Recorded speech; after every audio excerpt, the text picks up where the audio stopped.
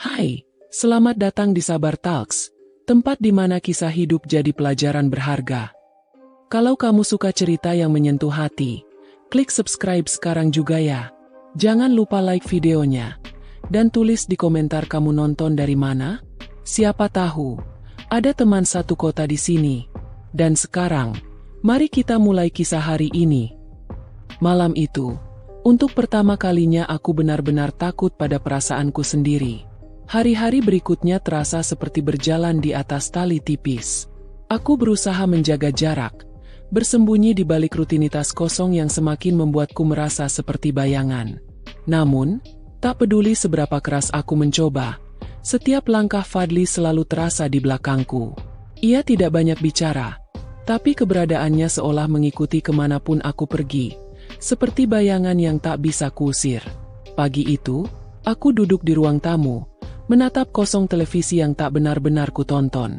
Lita, kepala pelayan, beberapa kali melirikku, mungkin bingung melihat majikannya duduk diam seperti patung. Tapi aku tak peduli. Suara langkah kaki membuatku tersentak. Fadli masuk, mengenakan kaos abu-abu sederhana dan celana panjang. Ia berhenti di depan pintu, menatapku sejenak, lalu mendekat. "Kamu kelihatan seperti orang yang tersesat," ucapnya pelan. Aku menghela napas panjang. Mungkin memang begitu. Ia duduk di sofa di seberangku, tapi matanya tak lepas dariku. "Aku tahu kamu sedang berusaha menjauh dariku. Tapi kamu tahu itu tidak akan berhasil, kan?" Aku memelototinya. "Kenapa kamu selalu berbicara seperti semua ini mudah bagimu?" "Karena aku sudah berhenti berpura-pura." Kalimatnya menusukku. Sore itu, Arman pulang lebih awal. Aku melihatnya masuk dengan wajah lelah. Ia hanya mengangguk sekilas ke arahku, lalu berjalan menuju kamarnya tanpa sepatah kata pun. Begitulah caranya selama ini. Tidak ada tanya, tidak ada bicara, bahkan sekadar basa-basi pun tidak.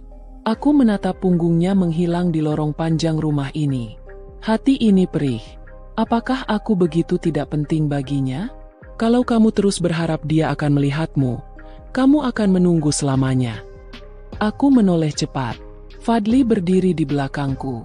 Ia berkata tanpa nada, tapi setiap katanya seperti cambuk yang menyayat. "Jangan bicara begitu," jawabku lirih. "Aku bicara apa adanya," balasnya. "Dia tidak akan pernah melihatmu seperti yang kamu harapkan." Aku berdiri, mencoba meninggalkannya. "Berhenti bicara seperti kamu tahu semuanya." "Aku tahu cukup banyak," ucapnya cepat. Aku berhenti. Ia berjalan mendekat. "Aku tahu kamu kesepian. Aku tahu kamu terluka. Dan aku tahu, kamu merasakan hal yang sama seperti yang kurasakan." Aku terdiam. Kata-kata itu membuatku tak bisa bergerak. "Fadli, jangan. Terlambat. Nisa. Kita sudah terlalu jauh." Malam itu, aku tak bisa tidur. Kata-katanya terus bergema di kepalaku. Kita sudah terlalu jauh. Aku berjalan ke balkon, berharap udara malam bisa menenangkan pikiranku. Namun, aku kembali mendengarnya. "Kamu tidak akan pernah tenang kalau terus seperti ini." Aku menoleh. Fadli berdiri di ambang pintu balkon, menatapku dalam. "Apa yang kamu mau dariku?" tanyaku. Suaraku bergetar. Ia mendekat. Jarak kami semakin tipis. "Aku mau kamu berhenti menyiksa dirimu. Aku mau kamu berhenti pura-pura." Aku menggeleng. "Kalau kita terus seperti ini, kita akan hancur." Ia mendekat lebih dekat, hingga aku bisa merasakan napasnya di wajahku. "Kalau itu yang harus terjadi, biarlah terjadi." Aku mundur. Tubuhku menempel pada pagar balkon. "Fadli, tolong hentikan." Ia menatapku lama, lalu berkata lirih, "Kamu bisa terus menolak dengan kata-kata, tapi matamu tidak bisa berbohong." Air mataku jatuh begitu saja. Aku ingin berteriak, ingin mendorongnya pergi, tapi aku tak bisa, karena jauh di dalam diriku. Aku tahu ia benar. Keesokan harinya, aku mencoba mencari pelarian. Aku meminta izin keluar, mengunjungi toko buku di pusat kota. Di sana, Setidaknya aku bisa berbaur dengan orang-orang, merasa normal walau hanya sebentar. Namun, saat aku berdiri di lorong rak buku, suara itu lagi-lagi menghantuiku. Kamu tidak bisa melarikan diri dariku. Aku menoleh. Fadli berdiri di ujung lorong, mengenakan jaket hitam. Kenapa kamu mengikutiku? Tanyaku ketus. Karena kamu terus menjauh. Aku mendesah panjang. Fadli, aku butuh ruang. Aku butuh napas. Ia mendekat perlahan. Kalau ruang itu berarti menjauh dariku, aku tidak bisa memberikannya. Aku mundur, tapi rak buku membatasi langkahku. Apa yang kamu inginkan? Ia menatapku. Matanya penuh luka dan keinginan. Aku hanya ingin kamu mengakui apa yang kita berdua tahu. Aku hanya ingin kejujuranmu. Aku menutup mata, menahan air mata yang ingin jatuh. Aku tidak bisa. Kenapa? Suaranya meninggi. Karena ayahku. Aku membuka mata, menatapnya. Karena kalau aku melangkah ke sana, aku tidak akan bisa kembali. Hening. Fadli menatapku lama, lalu berkata lirih. Kalau begitu, biarkan aku yang melangkah dulu. Aku pulang ke rumah dengan tubuh gemetar.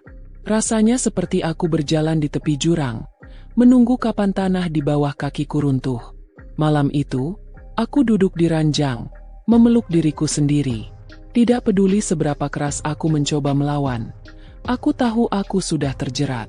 Dan jerat ini, semakin hari semakin menghancurkanku. Aku terbangun di tengah malam. Keringat dingin membasahi pelipisku. Mimpi buruk yang sama terus menghantuiku. Aku berdiri di ambang jurang, dan Fadli di sana, mengulurkan tangan. Tapi di baliknya, Arman berdiri dengan tatapan tajam penuh kekecewaan. Aku tidak tahu harus memilih siapa. Dan sebelum aku sempat mengambil keputusan, tanah di bawahku runtuh. Pagi itu, rumah terasa lebih dingin dari biasanya. Lita memberitahuku bahwa beberapa anggota keluarga besar Arman akan datang sore ini. Katanya, mereka ingin mengadakan pertemuan keluarga. Aku mengangguk tanpa banyak bicara, tapi di dalam hati aku gelisah. Mereka selalu memandangku seperti duri dalam daging, seolah aku tidak pantas berada di sini. Saat aku duduk di meja makan, Fadli muncul. Ia mengenakan kemeja putih yang digulung sampai siku. Rambutnya sedikit berantakan. Pagi, ucapnya ringan. Aku hanya mengangguk, tak sanggup membalas sapaan itu. Masih menghindariku? Tanyanya sambil duduk di seberangku. Aku hanya mencoba tetap waras, jawabku lirih. Ia menatapku lama, lalu berkata pelan. Kalau kamu butuh tempat untuk waras, datanglah padaku. Kamu tahu aku ada di sini. Kalimat itu membuatku kehilangan kata.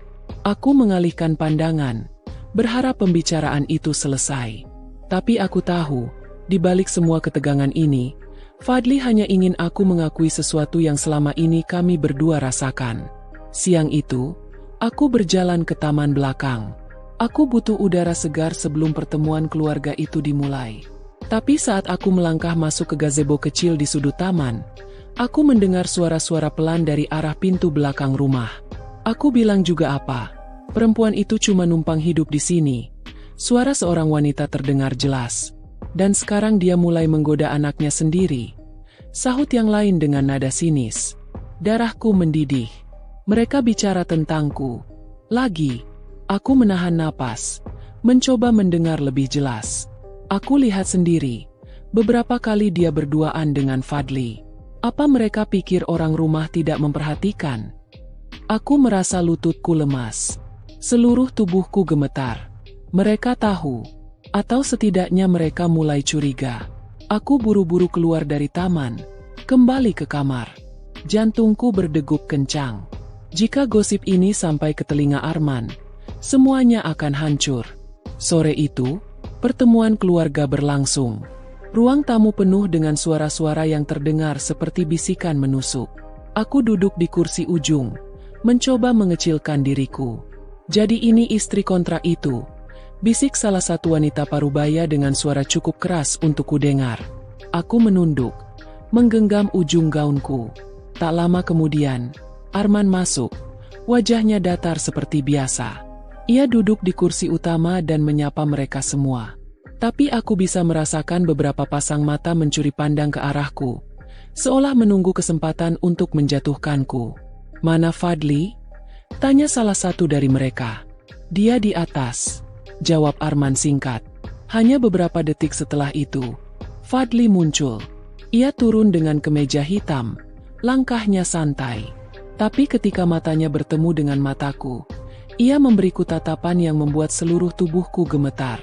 Tatapan itu hangat, penuh arti, dan terlalu berbahaya untuk dilihat di depan semua orang ini. Setelah pertemuan usai, aku buru-buru berjalan ke lorong untuk kembali ke kamar. Tapi sebuah suara menghentikanku. "Nisa!" Aku menoleh. Fadli berdiri di ujung lorong. "Kita tidak boleh bicara di sini," bisikku panik. "Aku tidak peduli," jawabnya sambil mendekat. "Fadli, tolong." Mereka semua sudah mulai curiga. Ia berhenti hanya beberapa langkah dariku. Aku tidak peduli apa yang mereka pikirkan. Aku hanya peduli padamu. Aku menunduk. Air mata mulai menggenang. "Kalau gosip itu sampai ke ayahmu, kita berdua akan hancur." Ia mendekat, membisikkan sesuatu yang membuatku terdiam. "Kalau memang harus hancur, biar kita hancur bersama." Aku tertegun. Kata-katanya seperti pisau yang membelah semua pertahananku. Malamnya, aku duduk di tepi ranjang dengan pikiran yang kacau. Kata-kata Fadli terus mengganggu pikiranku. Hancur bersama. Aku memandangi cermin. Wajahku terlihat asing. Perempuan di sana bukan lagi Nisa yang kukenal. Aku berubah. Atau mungkin, ini sebenarnya diriku yang selama ini terkubur di bawah semua rasa takut. Ketukan pintu membuatku tersentak. "Nisa, ini aku." Suara Fadli dari luar. Aku membuka pintu sedikit. Cukup untuk melihat wajahnya. "Kenapa kamu datang ke sini?" "Karena aku tahu kamu tidak baik-baik saja." "Aku tidak boleh." "Kamu selalu bilang tidak boleh, tapi tidak pernah benar-benar menolakku," potongnya cepat. Aku terdiam. Lidahku keluh. Ia menatapku lama, lalu berkata pelan, "Biarkan aku menanggung semuanya bersamamu. Bahkan jika itu berarti kita akan jatuh." Aku menutup pintu perlahan, bersandar pada kayunya dengan napas terengah. Air mata jatuh begitu saja. Aku tahu aku berdiri di ambang kehancuran. Dan mungkin, aku sudah terlalu lelah untuk mundur. Tapi yang tak pernah kusangka, kehancuran itu datang lebih cepat dari yang kubayangkan. Pagi itu, rumah terasa berbeda. Sunyi, tapi bukan sunyi yang biasa. Seperti ada badai yang sedang menunggu untuk pecah. Aku turun ke ruang makan, hanya menemukan Lita dan beberapa pelayan menunduk. Wajah mereka kaku seperti menyimpan sesuatu. "Pak Arman ada di ruang kerja, Bu," kata Lita pelan. Beliau, kelihatannya marah sekali. Jantungku berdegup kencang. Aku tidak berani bertanya lebih jauh. Aku memutuskan untuk menenangkan diri di taman belakang. Tapi ketenangan itu hanya bertahan sebentar. Suara langkah kaki berat menghantam lantai kayu mendekatiku. Aku menoleh dan mendapati Arman berdiri di sana. Wajahnya merah, matanya memancarkan amarah yang belum pernah kulihat sebelumnya. "Masuk ke ruang kerja sekarang," ucapnya dingin. Tanganku gemetar saat aku mengikuti langkahnya. Begitu pintu ruang kerja tertutup, Arman berbalik dan menatapku dengan sorot mata yang menusuk. "Aku sudah dengar semuanya," katanya. Suaranya rendah tapi menakutkan. Aku membeku. "Apa maksudmu?" "Jangan pura-pura bodoh," suaranya meledak. "Kamu pikir aku tidak tahu apa yang kamu lakukan dengan Fadli?" Seluruh tubuhku terasa dingin. "Bukan seperti itu." "Diam," bentaknya, membuatku terlonjak. Arman melangkah mendekat. Jaraknya hanya beberapa langkah dariku. "Aku memberimu tempat di rumah ini. Aku melunasi semua utang keluargamu. Dan beginikah caramu membalasnya? Dengan mempermalukanku di rumahku sendiri." Air mataku jatuh begitu saja. "Arman, dengar aku. Tolong. Aku tidak bermaksud seperti itu." "Tidak bermaksud." Arman meninju meja kerjanya, membuat bingkai foto jatuh. Semua orang di rumah ini sudah membicarakannya. Apa kamu tahu seperti apa aku dipandang sekarang? Istri kontrakku sendiri bermain dengan anakku. Aku terisak, tak tahu harus berkata apa. Pintu ruang kerja tiba-tiba terbuka. Fadli berdiri di sana, wajahnya tegang. Cukup, ayah. Arman menoleh cepat. Jangan ikut campur. Fadli masuk dan berdiri di sampingku. Kalau kamu mau marah, marah sama aku. Jangan salahkan dia. Fadli. Aku mencoba menahannya, tapi ia mengabaikanku. Jadi benar. Arman mendesis. Nadanya lebih tajam dari pisau. Kalau benar, lalu apa? Fadli menatap ayahnya tanpa gentar. Suasana hening. Detik itu juga aku tahu, batas yang selama ini kupertahankan sudah benar-benar runtuh. Arman mendekat ke Fadli. Wajahnya hanya beberapa inci dari anaknya. Kamu berani melawan aku karena perempuan ini? Perempuan yang bahkan tidak layak berada di rumah ini. Jangan hina dia. Fadli membalas dengan suara keras. Dia lebih layak diperlakukan sebagai manusia daripada caramu memperlakukannya. Arman menampar Fadli dengan keras. Suara tamparan itu bergema di ruangan. Aku berteriak histeris. Beraninya kamu melawan ayahmu sendiri. Arman menunjuk ke arah kami berdua. Mulai hari ini, aku tidak mau melihat kalian berdua berdekatan lagi. Kalau perlu, aku akan mengusirmu dari sini, Nisa. Silakan. Fadli balas berteriak. Kalau kamu mengusir dia, aku akan ikut pergi bersamanya. Aku menatap Fadli dengan terkejut. Fadli, jangan. Tapi ia menoleh padaku, menatapku dengan sorot mata penuh tekad. Kalau ini tentangmu, aku tidak akan mundur, Nisa. Arman menatap kami berdua. Wajahnya tak bisa lagi terbaca.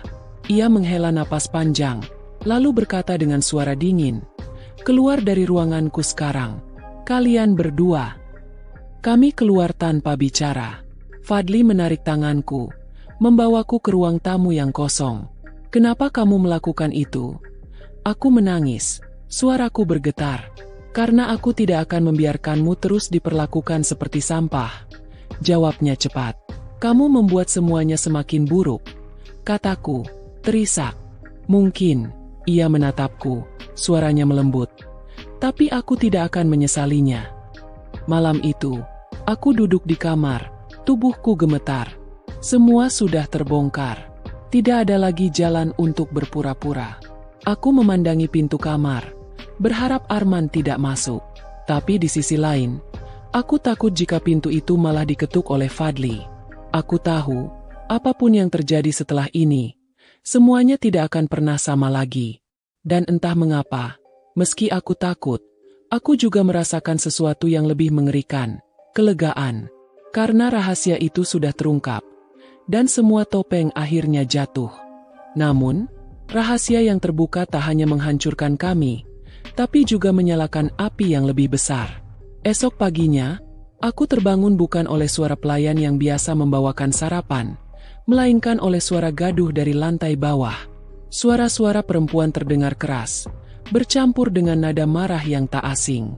Aku mengenakan jilbab dan buru-buru menuruni tangga.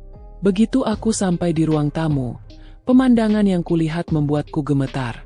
Beberapa anggota keluarga besar Arman sudah berkumpul. Wajah-wajah mereka penuh amarah dan jijik. Seorang wanita parubaya, yang kukenal sebagai kakak Arman, berdiri di tengah-tengah mereka seperti pemimpin perang. Jadi benar gosip itu? Suara kakak Arman melengking, menembus udara. Istri kontrakmu berani main api dengan anakmu sendiri. Aku terdiam, tubuhku membeku di tangga. Arman duduk di kursi besar, menatapku sekilas tanpa emosi. Duduk, katanya dingin. Aku menuruti perintahnya, meski seluruh tubuhku gemetar. Arman, kamu harus mengakhiri ini sekarang juga, kata wanita itu, menghantam meja dengan telapak tangannya. Kamu pikir keluarga kita akan diam kalau aib seperti ini tersebar? Dia sudah mempermalukan kita semua. Bu, tolong, Suaraku pecah, tapi wanita itu melotot ke arahku. "Diam!" bentaknya. "Kamu sudah cukup membuat malu kami. Kalau kamu masih punya sedikit harga diri, kamu sudah pergi dari rumah ini sejak kemarin." Aku menunduk. Air mataku menetes ke pangkuanku. "Arman," lanjutnya, suaranya tegas. "Ceraikan dia. Tidak ada alasan lagi untuk mempertahankannya." Ruangan menjadi sunyi. Semua mata menatap Arman, menunggu keputusannya. Pintu ruang tamu tiba-tiba terbuka dengan keras. Fadli masuk, wajahnya merah, matanya menyala seperti bara. Tidak akan ada yang menyentuhnya. Suaranya menggema, menghentikan semua pembicaraan. "Fadli!" Arman berdiri, nadanya tajam. "Tidak!" Fadli berjalan ke arahku, berdiri di sampingku seperti perisai. "Kalau kalian pikir bisa mengusirnya seenaknya, kalian harus melewatiku dulu. Fadli, ini urusan keluarga besar. Jangan ikut campur," kata salah satu paman Arman dengan nada menahan amarah.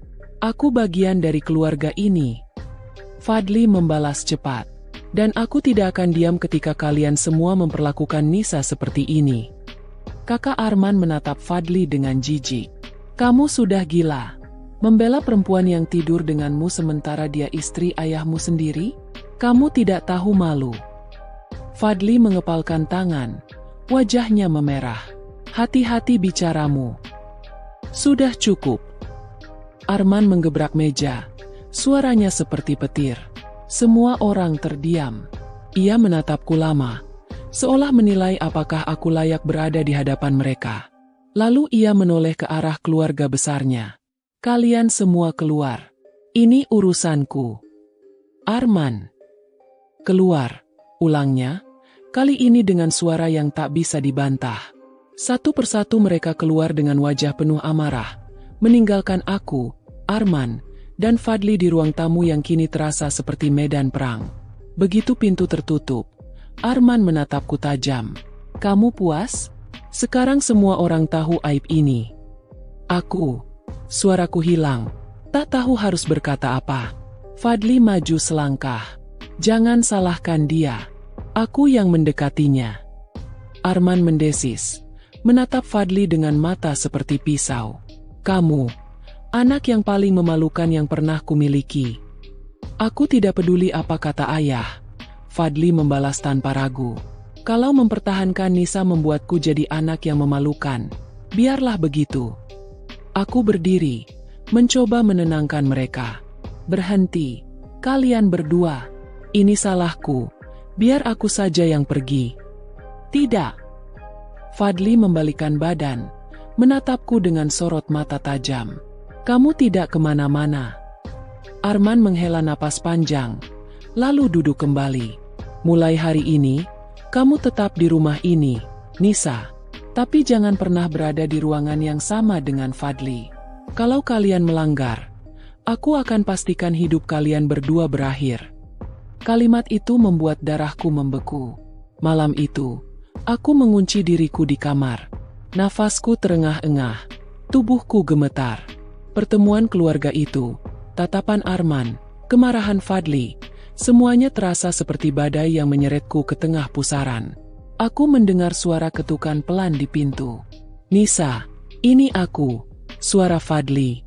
Aku menutup mulutku, menahan diri agar tidak menjawab. Tapi suaranya kembali terdengar.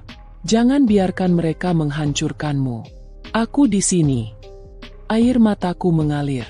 Aku ingin membuka pintu, ingin merasakan sedikit kehangatan di tengah semua ini. Tapi aku tahu, satu langkah saja ke arah Fadli, maka ancaman Arman akan menjadi nyata. Aku duduk di lantai, bersandar pada pintu, mendengar Fadli di seberang sana. Di rumah sebesar ini, aku belum pernah merasa sebegini terkurung. Dan untuk pertama kalinya, aku sadar, badai ini belum berakhir. Ia baru saja dimulai. Pagi berikutnya, aku bangun dengan kepala berat. Bekas air mata semalam masih terasa di pipiku. Aku duduk di tepi ranjang, menatap keluar jendela yang diterangi sinar matahari pagi. Namun, cahaya itu tak membawa ketenangan. Rasanya seperti hari ini akan membawa masalah yang lebih besar. Lita mengetuk pintu pelan. "Bu Nisa," suaranya terdengar hati-hati. "Pak Arman menunggu ibu di ruang kerja." Jantungku langsung berdegup kencang. Pertemuan keluarga kemarin masih terbayang jelas di kepalaku. Dan kini Arman ingin bicara denganku sendirian. Aku menarik napas panjang, mencoba menenangkan diri sebelum melangkah ke ruang kerja yang selalu membuatku merasa seperti sedang diadili. Arman duduk di balik meja besar dari kayu mahoni. Wajahnya datar, tapi matanya menatapku tajam. Ia memberi isyarat agar aku duduk di kursi di depannya. "Bagaimana tidurmu?" tanyanya dingin. Aku mengangguk pelan. "Baik," jawabku, meski jelas itu bohong. "Bagus." Ia menautkan jari-jarinya di atas meja. "Aku sudah memikirkan ini semalaman." Aku menelan ludah. "Memikirkan apa?" "Masalahmu dengan Fadli." Kata-katanya membuat tubuhku kaku.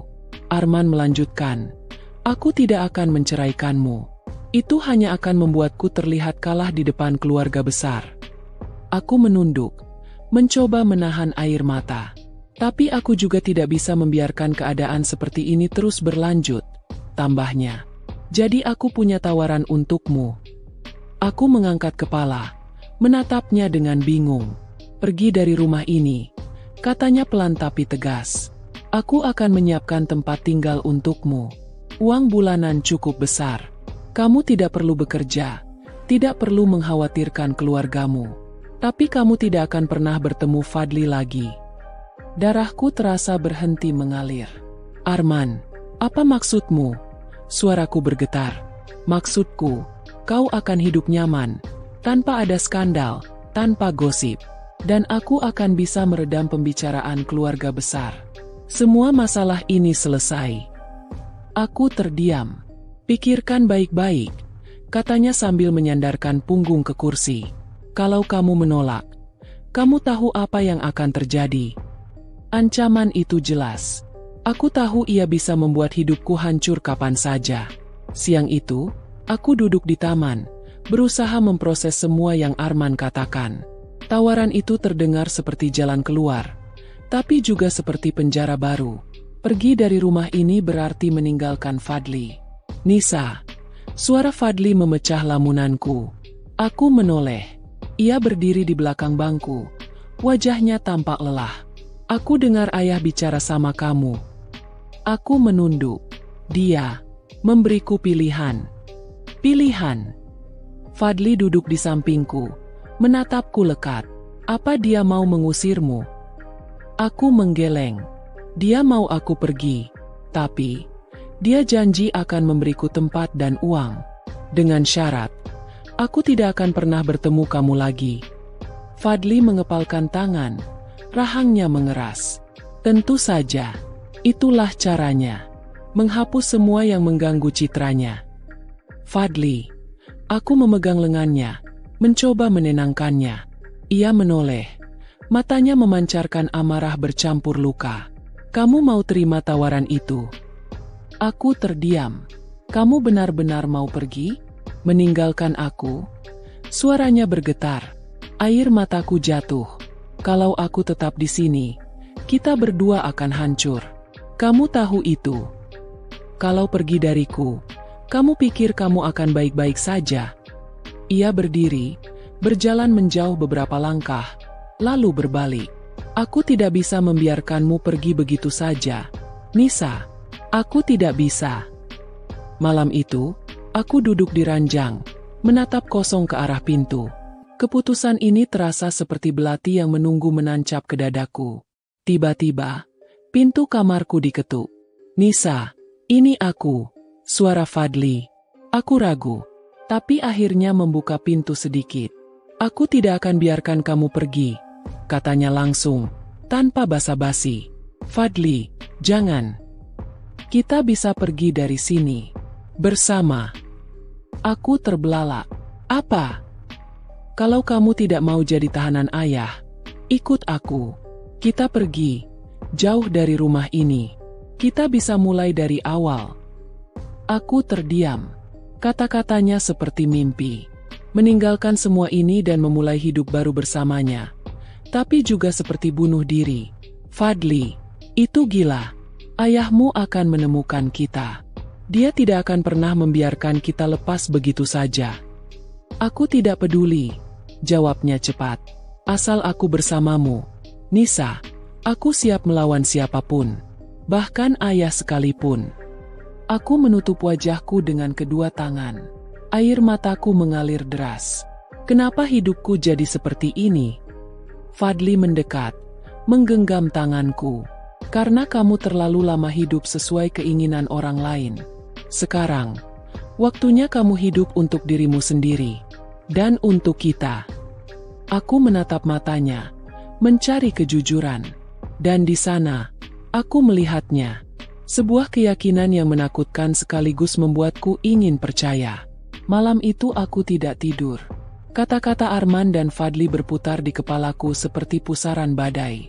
Tinggal berarti hidup dalam ketakutan. Pergi berarti kehilangan Fadli. Tapi ikut Fadli, berarti melawan segalanya. Aku tahu satu hal.